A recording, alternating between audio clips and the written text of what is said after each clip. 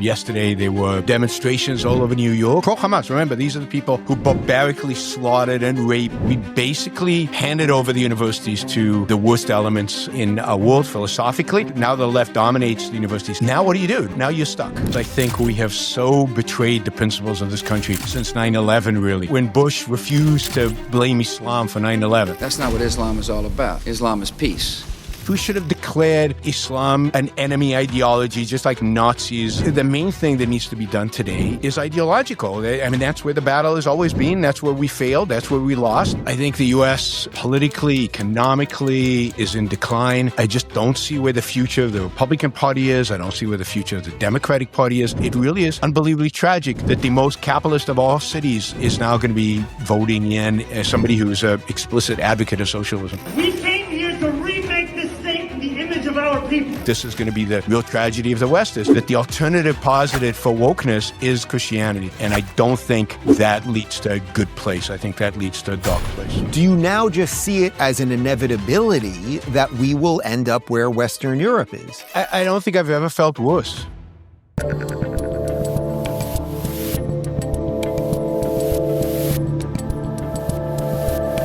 All right, joining me today is the chairman of the Ayn Rand Institute and host of the Yaron Brook Show, my old friend. It has been way too long, man. Yaron Brook, how are you? I'm doing great. How about you, Dave? What happened to us? We used to do this multiple times a year, and now it's got to be, it could be 3 years or something. What in the world have you been doing? Was in London. It was at the ARC conference in London. We did a short segment there. But yeah, we've drifted apart somehow. Well, you were always traveling the world. And as people know, I'm traveling at the moment. So I'm in Australia. We're taping this right before I leave. And we wanted to do a couple interviews with people that I thought could be somewhat timely, but also a little bit timeless in that we're going to talk about principles, which is, I think, what you excel at really as much as anyone in the public space. And you certainly have the library behind you to prove it. I mean, that is definitely the Yaron Brook library behind you. Absolutely. With Galt's Gulch and your books and Ayn Rand's books and all that stuff. So why don't we start this way, since it's been a while since we've done a proper interview. How do you feel about the state of the world at the moment? And then we will dive into capitalism and socialism and all the areas of expertise. I mean, I don't think I've ever felt worse. I mean, really, it really is horrific. I mean, here we are. I mean, we're taping after the second anniversary of October 7th. Yesterday, there were demonstrations all over New York, pro-Hamas, on October 7th. On a number of university campuses. The same was true in Europe. King's College, massive demonstration at King's College, London. Pro-Hamas, remember, these are the people who barbarically slaughtered and raped and it's like, it just passes. I mean, there's almost no response out there. At the same time, so I think the left has gone completely nuts. I mean, it is over the last, 5 years, 10 years has gone way, way crazy. And then woke kind of peak at some point, but they latched onto this Palestinian issue, and this is the issue that really animates them and gets them excited. So that just is horrific. And at the same time, I think the U.S. Politically, economically is in decline. I just don't see where the future of the Republican Party is. I don't see where the future of the Democratic Party is. I see almost no hope on the political spectrum in terms of moving towards what I believe in, which is individual freedom and liberty and capitalism and all those good things. And I see nobody in our political spectrum advocating for that or pushing for that. As we again speak, and I think this will continue for a while, we're seeing people I believe are hardworking. Yes, they're here illegally in the United States, being rounded up like cattle. I think it's horrific the way they're being treated. So I just think from every perspective, I've never seen things worse. And the debate, of course, in the country has just deteriorated so much. Conspiracy theories and anti-Semitism, left and right and across the political spectrum. It's just never been this bad. Now tell me what you really feel. Yeah. All right. So let's just jump off a few things you said there. So when you see these pro-Hamas, and I agree, they are pro-Hamas protests. There's nobody out there saying, I'm for the Palestinians, I'm against Hamas. They'd be treated the way you and I would be treated. So obviously, I make no distinction there. And as a matter of fact, there were plenty of Hamas flags out in New York City, even on the anniversary of October 7th. What should a free society do in the face of that level of pro-terrorism and intolerance do? We want to respect free speech. Everyone watching this gets all the principles of Ayn Rand and of individual liberty and all of those things. So what is the proper response to these things in a free society? Well, I mean, it's a very complex question because I think we have so betrayed the principles of this country since 9/11, really. So accommodated our enemies. When Bush refused to blame Islam for 9/11, Islam was a religion of peace, he told Congress. And, the Ramadan was celebrated in October of 2001. It was celebrated at the White House, the Ramadan, just after 9/11. We are so far gone in terms of what should be the approach. We should have declared, Islamism, radical Islam, however you want to call it, an enemy ideology, just like Nazis and just like the communism when we were at war with communism. We should declare it an enemy ideology. We should have listed the organizations that support that ideology from Al-Qaeda on down to Hamas and declared support for these ideologies as treasonous, as betraying America. Now, it's way too late to do that. Nobody can do that. Nobody remembers. Nobody has any context. But I think the main thing that needs to be done today is ideological. I mean, that's where the battle has always been. That's where we failed. That's where we lost, and that's where it needs to continue to be. These people need to be called out for their religion. Nobody's doing that, right? This is about Islamism. Hamas is just a concrete, and it's not about Israel. It's about the West. These are anti-Western forces that want to destroy our whole way of life and our ideas. And we need to call them on that. We need to advocate against it. I think that if I were university president, not happening, I would fire the entire humanities faculty, right? I mean, what we saw after October 7th, 2023, was the complete and utter failure, which many of us already knew, right? But the complete and utter failure of American institutions of learning, particularly at the Ivy Leagues, but across the board. The humanities have failed to educate students. They have inculcated support for the worst causes, for an anti-Western ideology, and they should be extracted from those universities. I don't think the government should intervene here, but I do think alumni, I think people who support the universities shouldn't just demand that the president, resign. They should demand the whole resignation of the firing of the humanities and start from scratch. So in that much of this hasn't happened. Yeah, there's been a couple places where they've been turned back the tide on some of this. Florida's done some nice things, particularly as it pertains to our state schools and stopping some of the more violent protests, or at least when they take over our roads and that sort of thing. In that, most of what you just described hasn't really happened. Yeah. Do you now just see it as an inevitability that we will end up where Western Europe is? Well, no, partially because I think the number of Muslims here is significantly smaller, and I don't think the problem is Muslims. I think the problem is the Western supporters of those Muslims. I think it's the far left and the people that support it, and now kind of elements on the right like Tucker Carlson and Candace who are supportive of this kind of agenda. And I think that I don't think we light up exactly as Western Europe. I do think that what we're going to see is a ongoing attack against Western values and Western civilization. I think what that ultimately does, and I've said this about Europe for 20 years, and I think this is true of the United States.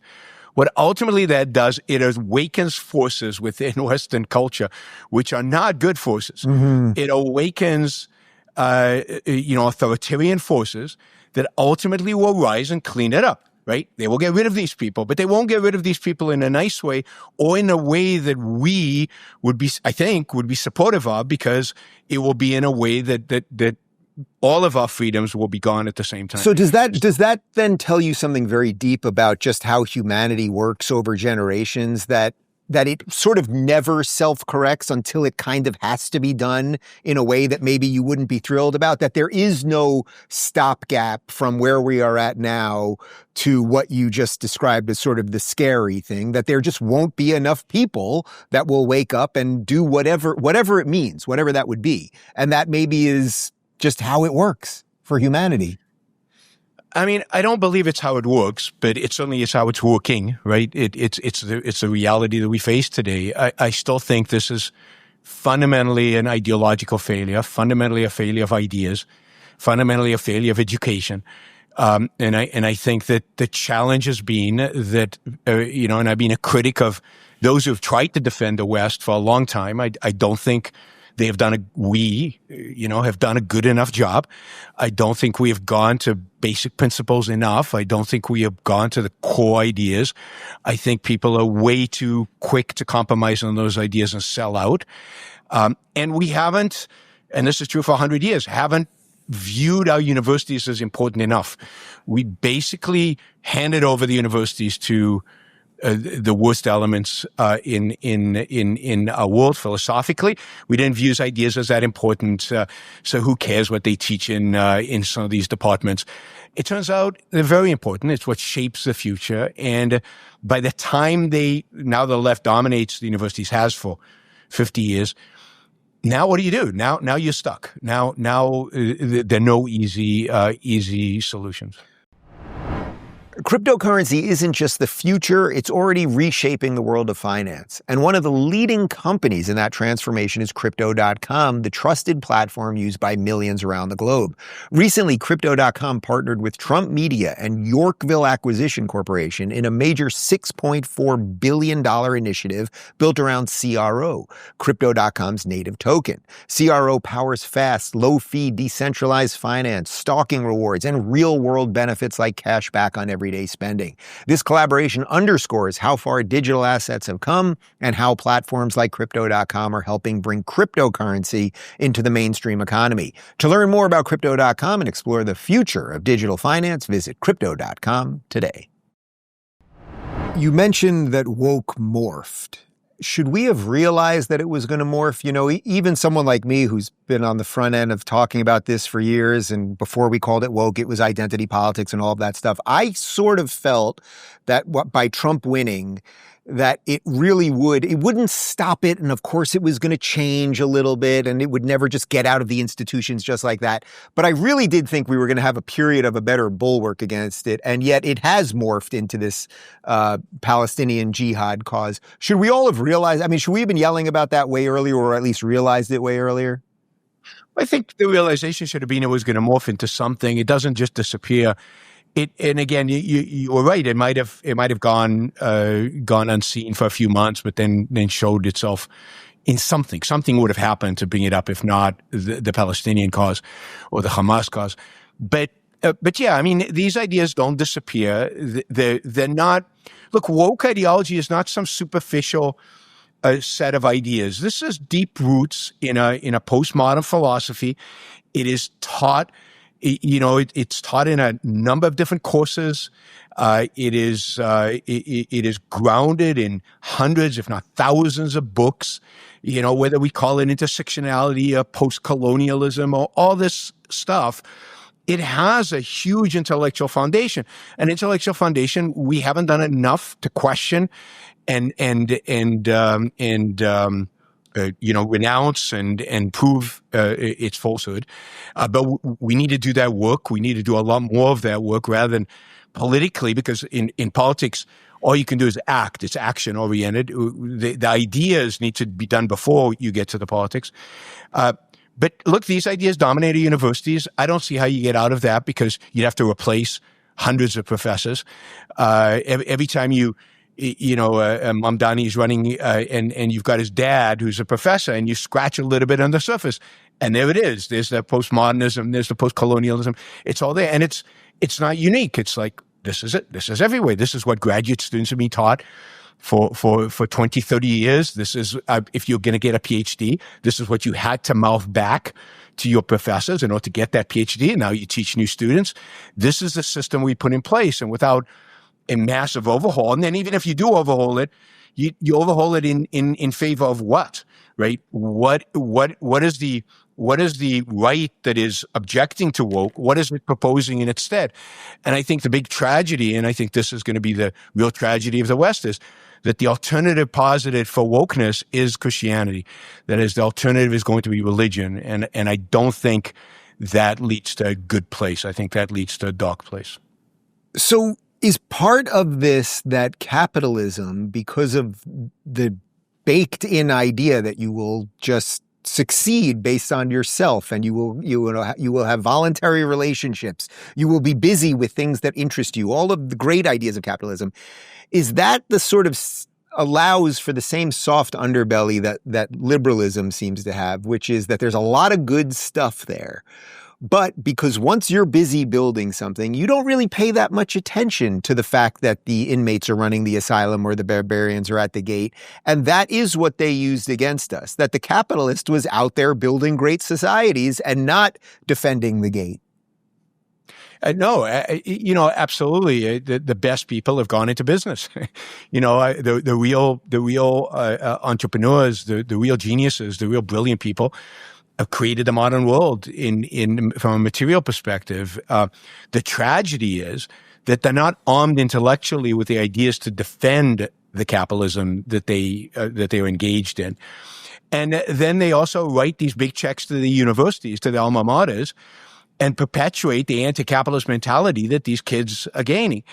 And you go to them and you tell them that, and they're like, yeah, but it's my alma mater, and it's kind of cool to write them a $5 million check. And they don't get that the fundamental battle here is an intellectual one. And maybe they gravitate towards politics to try to deal with it. That's not going to do it. At the end of the day, what we need and what we've always needed is a robust defense of capitalism, of individual liberty and individual freedom, of the founding principles of this country.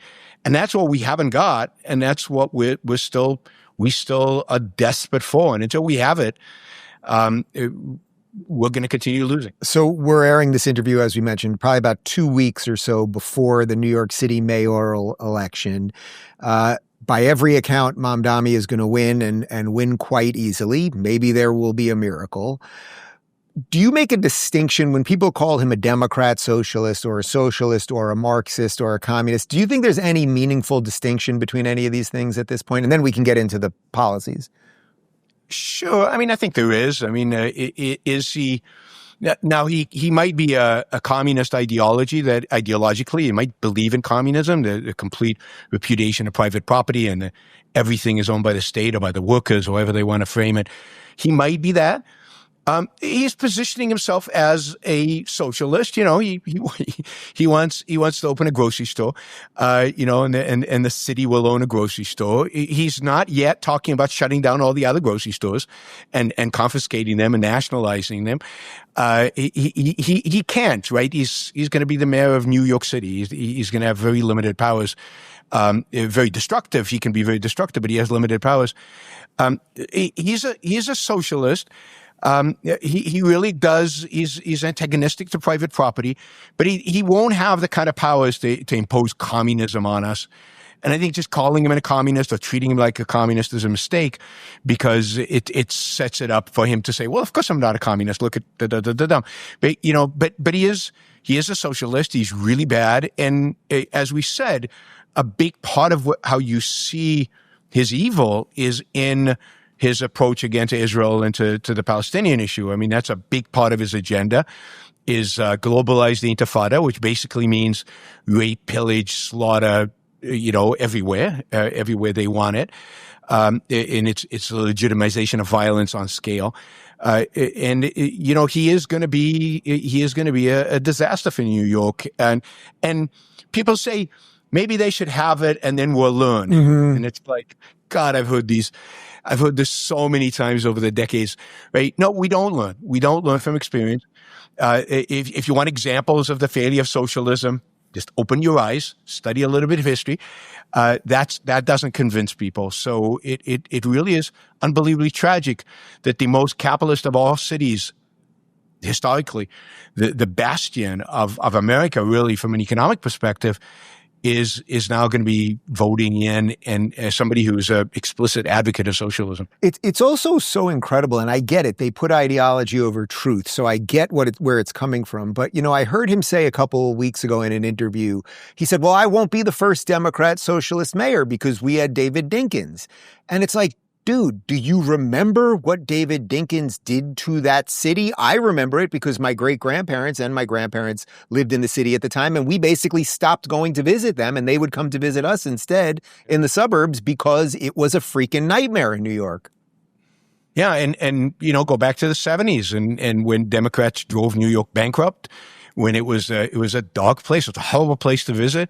I mean, New York really went through kind of a renaissance in the 80s and 90s and became a place that was a great to be at and great to be in. And, New York wants to revisit those dark days. It wants to go backwards towards that. I mean, the idea of defunding the police, if we understand anything from the last few years, it should be that, no, if you put police, and the history of New York is suggestive of this, you put police out in the street, crime actually goes down. Surprise, surprise. So the whole agenda is an agenda of failure, an agenda that's failed many, many times. It doesn't matter. Partially, this is an ongoing thing, I think, a process in American politics. We want to smash the establishment. We want to do away with the way things have always been. So, go after the conventional Democrats, go after conventional Republicans. We want something new, different, completely, out there.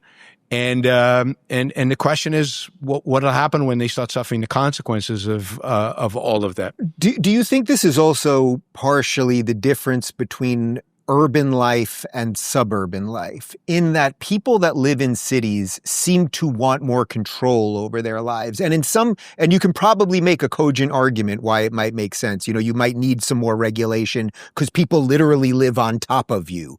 There's the congestion, all of those things. So it lends itself to a type of person that wants more rules. And I think people that are more in line with our ideology are just going to leave cities where they'll have more responsibility over their own lives. It's hard to tell. I mean, I don't think that's how it evolved originally. I certainly don't think. I think the reason cities became the way they are is because... Oh, I don't think that's how it's evolved. I think that's maybe what it's now turned into in a modern sense. Maybe what it's become. Yeah. The people who are there are self-selecting to be there, and the people who leave are self-selecting to leave, and you build upon that. But look, if you look at Mamdani's support is from young professionals who are relatively wealthy, doing pretty well, and highly educated. And this is the same thing we talked about before. These are kids who've been taught at universities that socialism is a noble idea, even though it's never been practiced before. And they've been convinced by 9/11, the financial crisis, COVID, all these crises that they've experienced in the 21st century, that they cannot rely on the experts and the authorities and the way things have always been. They need to smash things, and they want something new. And that's where he's gaining support. And of course, almost nobody is willing to criticize the fundamentals of socialism, the entrenched altruism, and the idea of, from each according to his ability to each according to his needs, is something most people resonate with, right? To take from people who have money and give it to people who don't. That's cool. That's the welfare state. That's the mixed economy. That's what we have. He's just putting it on steroids. And nobody's willing to question the morality of that. No, that's wrong. That is not the way the world should run. And when it does run like that, you're legitimizing violence. You're legitimizing taking stuff away from people just because they created it, just because they made it. Gold has officially gone mainstream. You're seeing it everywhere, and prices just keep climbing. Every day, more and more Americans are discovering the power of gold. But how do you actually take advantage of it? How do you invest in a way that's safe, simple, and built for the long run? That's where Noble Gold Investments comes in. Their specialists are trained to help advisors like you go from confused to confident, from wondering what's next to knowing exactly what to do. Whether you're looking to roll over an old 401k into a gold IRA, or you want physical coins and bars delivered right to your home, Noble Gold makes the process simple, secure, and stress-free. You'll get step-by-step guidance, transparent pricing, and U.S.-based service from a trusted team that's handled over $2.5 billion in precious metal transactions. With Noble Gold Investments, protecting and growing your wealth isn't just their job, it's their commitment. Visit DaveRubinGold.com today to claim your free wealth protection kit. That's DaveRubinGold.com. Noble Gold, helping you build a stronger future. Are you surprised that there are so many people who are so in the mood to tear it all down, as you just said, and okay, we don't like these old Democrats, we don't like these Republicans, and yet the solution seemingly in their mind is give more power to the state. So in some sense, I mean, this is the progressive ideology. We hate the state. The state is corrupt. Everyone's evil. It's all awful. And also take more of my money and take more of my autonomy. It's extraordinary, and yet it keeps happening over and over. It keeps happening over and over. They don't have a solution, and they need, and so they want to smash. They want to smash things. They want to destroy. There's nihilism today. I think nihilism is probably the most. It's one thing that both the ideology of the left and right, I think, unites them, is this wanting to smash things and destroy things. But you need somebody to do the smashing for you, because very few people have the audacity, or you call it even the courage, to actually go do the smashing. So you nominate, and that is where you bring in the state. The state is then responsible for doing the smashing for you. And the fact that you have to give up some freedoms for that, all right, ultimately the nihilist hates his own life. So it's not like you're going to get the nihilist protecting individual freedom. They're not. They're always going to move towards one form or another of state control, of more state, of more government. And they love to see things burn. They love to see things knocked down. They want the clash. They want the conflict. One of the things that you and I talked about many times over the years was what was happening to the liberals, and, why weren't they standing up for liberalism? Now that the Democrat Party seemingly has been completely taken over, do you think there was a moment or a person that should have done something more, or was this all inevitable? I mean, it's sort of an offshoot of an earlier question, but and do you think whatever seems to be happening on the right, that I know you have some concerns about, and I do as well, I'm really trying to hold that. I'm trying to hold the classical libs with the conservatives, and I think that's what the most pro-America situation we can possibly get is. Maybe that's a fool's errand, but what do you think about why the liberals didn't do better when it came to this stuff? Well, I mean, it really depends on what we mean by liberals. If we mean classical liberals, I think it's a number of things. It turns out there are not that many of them. It's a small group, it turns out. I mean, I remember the days, the days of the intellectual dark web where we thought there was some kind of commonality that held this group together, and it turns out there really wasn't. It was a group that had a respect for free speech and a few other things, but generally didn't agree on pretty much anything else, and it fractured and splintered very quickly as a consequence. I wish those who advocate for classical liberal ideas were more philosophical. I wish they took ideas more seriously. I wish the ideas that they took were more consistent. I think that we've seen this over the last. One of the scariest trends that I see in the culture, and we might disagree on this, but to me this is a really scary trend, is classical liberals now turning to religion as the solution. And Hirsi Ali comes to mind as converting to Christianity as the solution to dealing with the left. I think that's a massive fail. I don't agree with that, but even putting maybe her aside specifically, to explain what you mean by that in a broader sense.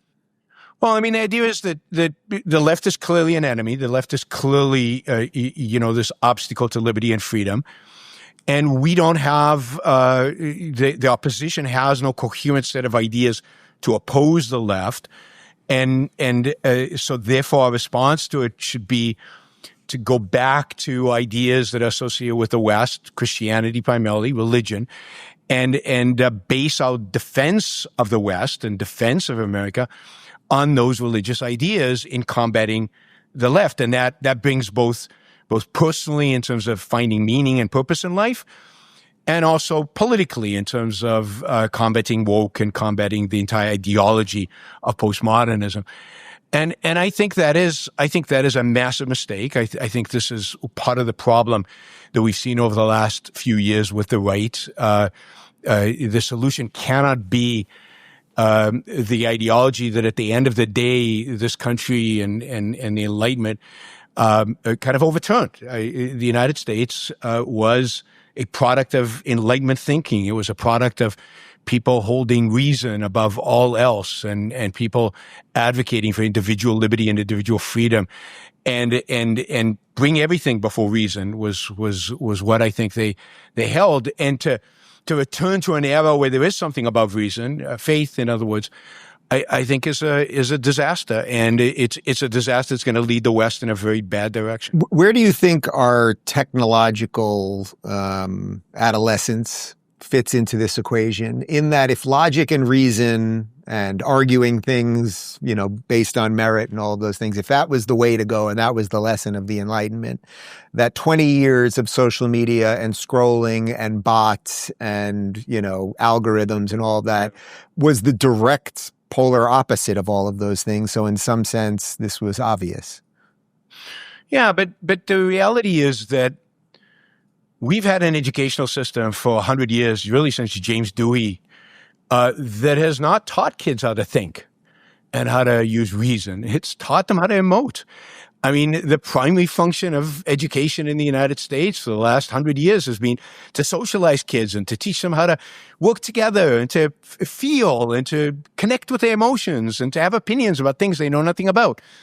And if you take kids and you teach them how to emote, not how to think, not how to, use your mind in a rational way and look at evidence and judge evidence. And then you give them a tool like social media, or you give them a tool like the internet.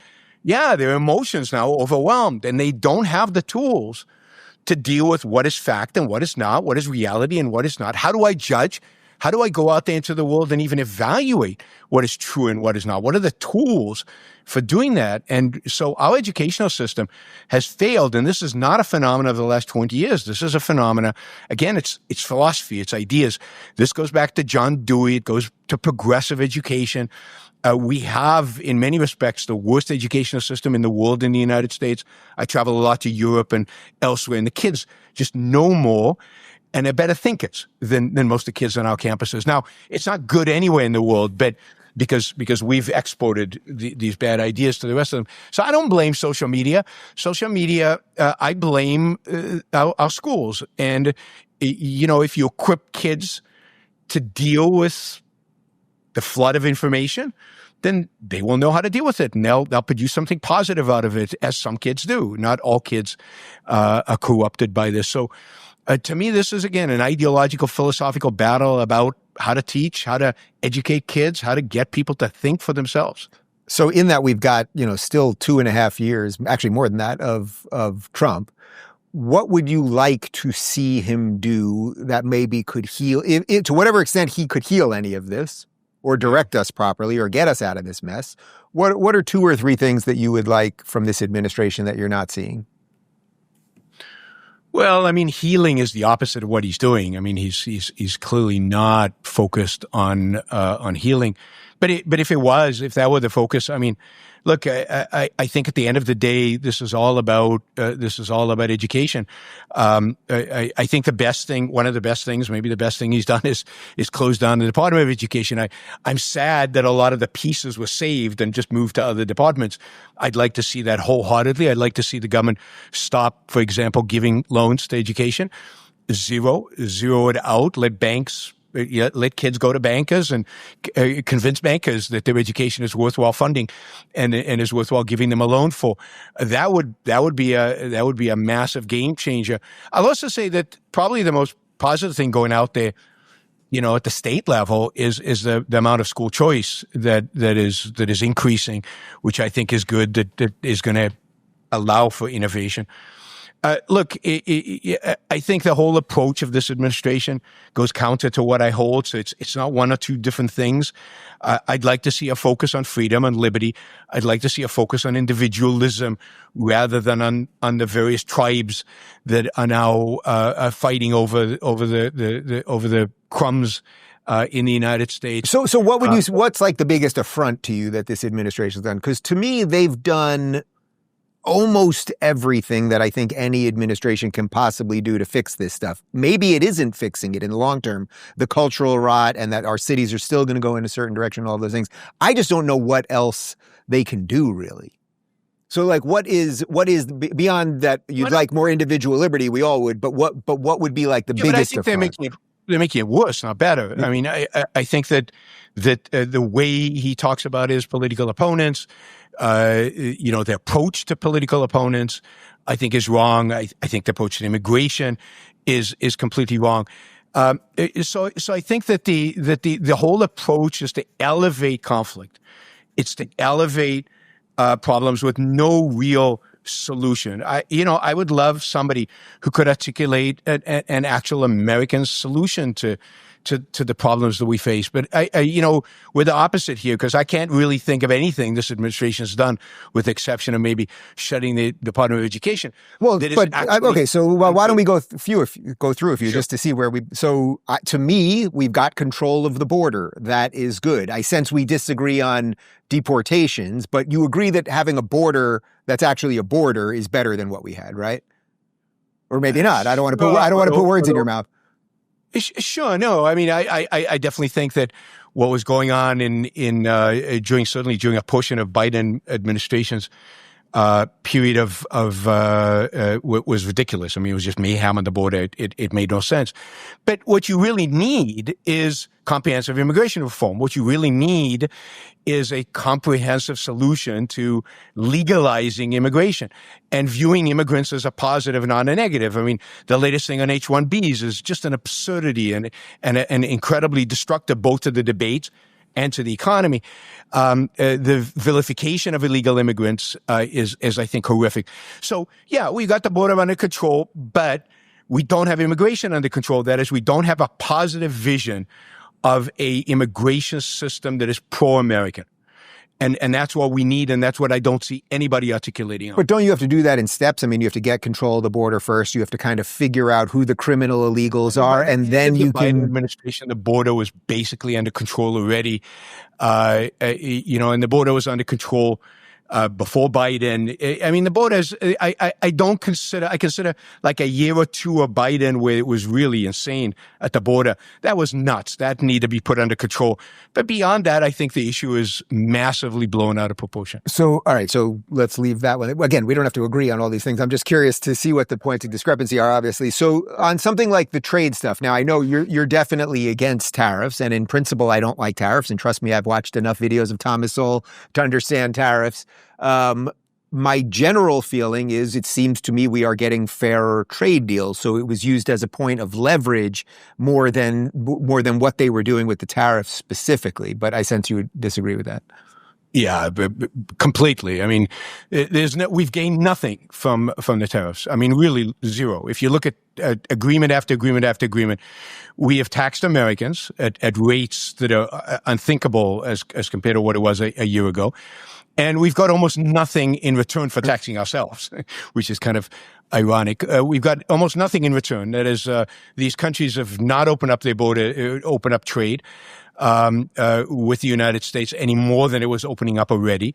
There'd been a process in place for about 50 years, which had resulted in a massive global reduction in tariffs.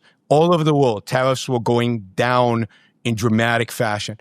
And what Trump has done is reverse that. And now what we've seen is not only is the U.S. tariffs up, 7-8 times higher than they were before, but other countries have raised tariffs in the United States relative to us before these so-called deals were passed. So literally, from my perspective, and here I'll pull rank as an economist. As an economist, there's literally zero value coming out of this, and a lot of destruction. A lot of bad stuff is happening.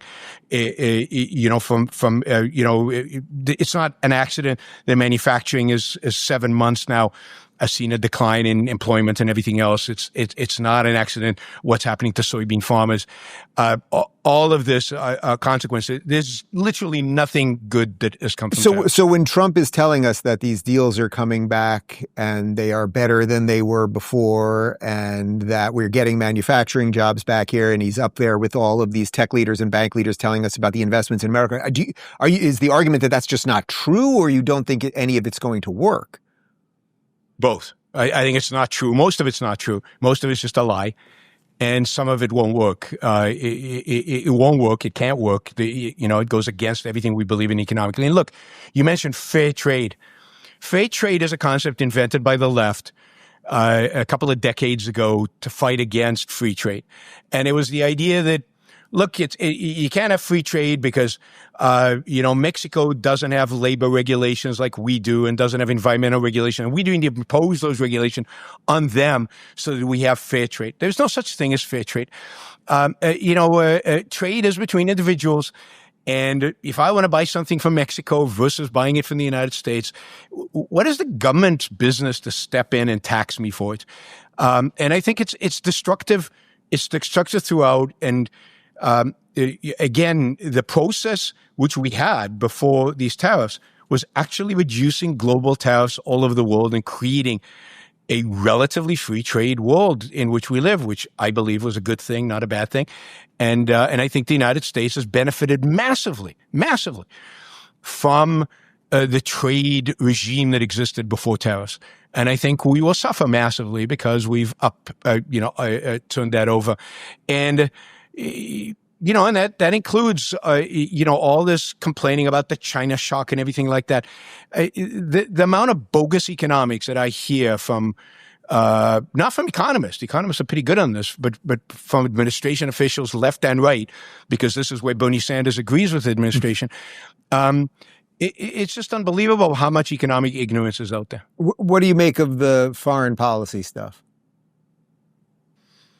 I mean, I think he's been decent on Israel. It's the one area where I think he's been okay.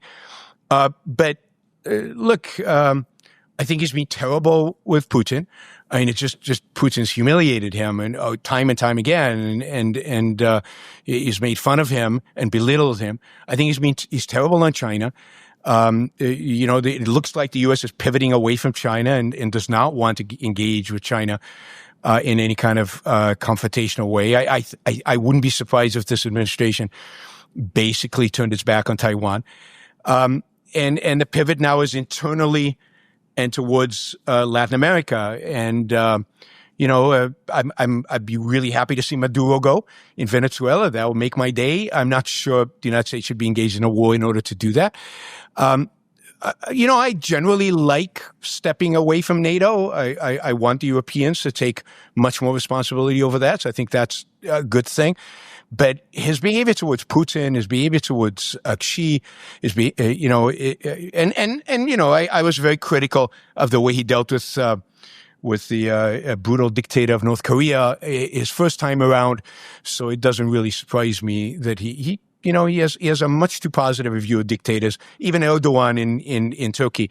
I mean, I think he was way too friendly to him. If you've ever been seriously hurt in an accident, your injury could actually be worth millions, and most people have no idea. Insurance companies love to lowball claims, offering way less than what you deserve. That's why there's Morgan & Morgan, America's largest injury law firm with over 1,000 attorneys across 50 states. They've been fighting for people for more than 30 years, and they don't settle for lowball offers. Just recently, they won $12 million in Florida, $26 million in Philadelphia, and $6.8 million in New York, all way above what insurance companies offered. And the best part, it's completely free unless you win. No upfront costs, no hidden fees. It takes only a couple minutes to see if you have a case. Did you know you can start a claim with America's largest injury law firm in just one click? It's super easy. Just go to forthepeople.com/Rubin or click the link in the description and pin comment.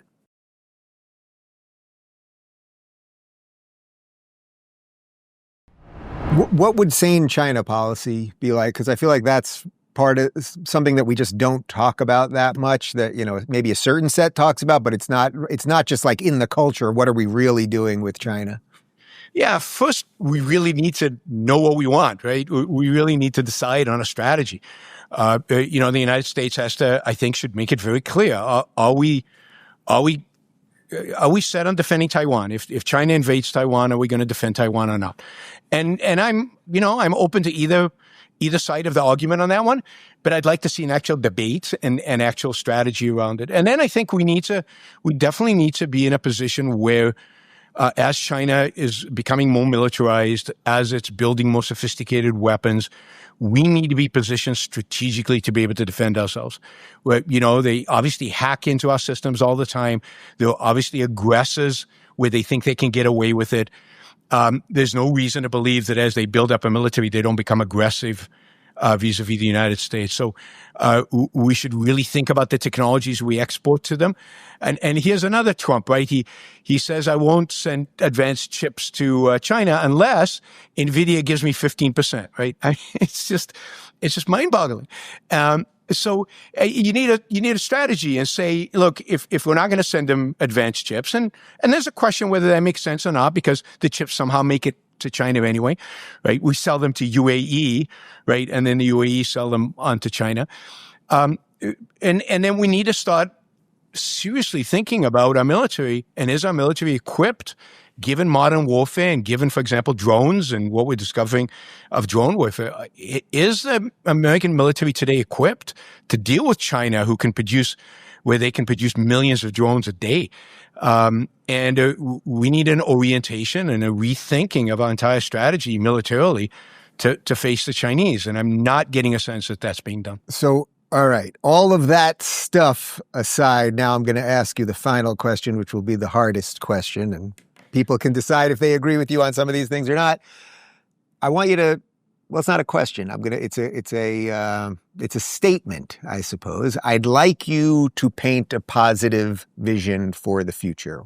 So all of the things notwithstanding, what does the positive vision look like? Because I think that's almost the biggest problem here, or that's the meta problem, is people are having trouble even envisioning what it could look like relative to all the things we've discussed here and plenty of others. I mean, the positive vision is I think a truly amazing vision, because the reality is that in spite of all the problems, in spite of all the divide and the challenges that this country faces, we still live in the most prosperous time in all of human history. We still have the most amazing technology ever invented. We still live great lives. I mean, I know I do, and I'm sure you do, and life is good. And that should be the focus. What is it that makes life good? And I think at the end of the day, it is freedom. It's and the positive vision of this country is somehow find a way to return to those values, the values of individualism, the values of capitalism, the values of an American system of government that basically the government does very little and leaves us free to live our lives. And if you think about how much productive energy today exists that is building this country. Think about the AI revolution that's going on right now and all the technology that's being created. Imagine if we actually liberated Americans to actually go out there and build and create and make and grow this economy and grow this world. Imagine if we somehow could flip a switch and create an educational system that taught kids how to think and how to do and how to live and how to produce and how to be happy. The world suddenly becomes amazing. And as good as our lives are, everybody's lives are going to be amazing. And our lives become multiples of what they are today. So I think the human potential, I'm not negative on the human potential or on human nature. I think human nature and the human potential are fantastic and terrific. It's just a matter of unleashing the right ideas and convincing people that these ideas will make them have more successful lives. And it is way better than the alternative. Yaron Brook, it was good to see you, my friend. Good to see you, as always. If you're craving more honest and thoughtful conversations about politics, check out our politics playlist right here. And if you don't want to miss any future videos, make sure to subscribe and hit that notification bell.